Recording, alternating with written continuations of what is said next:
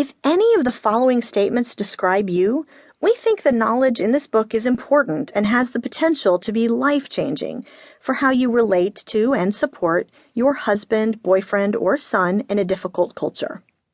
You want to have your eyes opened to these sometimes awkward truths.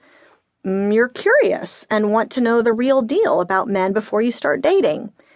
You are willing and able to look at the positives of how God created men. You have learned that the man or boy in your life has a problem, and you want to know why and how this happened and what to do now. And you can handle any challenging things you learn. That last statement brings us to an important point. Before we get started, we want to ask you to do one thing. Make sure you're ready or able to listen to this book. If you are feeling ultra vulnerable, very scared, or are already resentful at the idea of learning what it means that men are visual, please don't listen to this book right now. Come back to it another time. Both of us have seen that when we explain these truths, some listeners or readers get extremely angry or are devastated because they think we're saying things that, in fact, we would never say. Some believe that we're making excuses for men, that we're saying boys will be boys. Others claim we're blaming women, putting the onus on women to change, or even implying that men are not responsible for their actions. Several have told us, I'm never going to be able to trust my husband again now that I know how visual he is.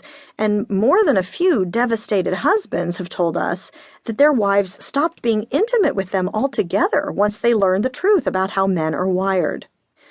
All of those reactions indicate a misunderstanding of our message and our hearts in this book. But we do understand that sometimes a reader might be mishearing our words because she is simply in a particularly vulnerable place. If so, it would be wiser for her to wait and learn this information once she can do so without causing herself and her relationships pain.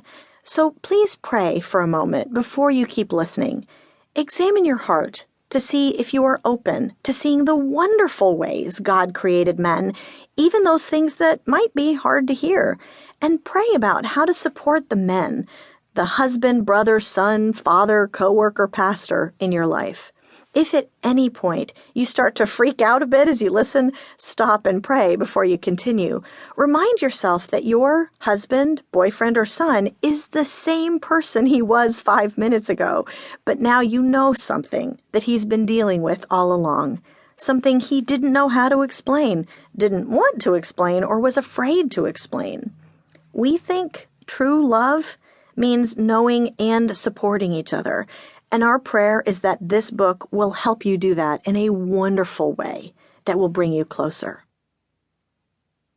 So, if you're ready, let's jump in. Let's start by looking at why men are so visual and the amazing way God has created their brains to be so different from ours.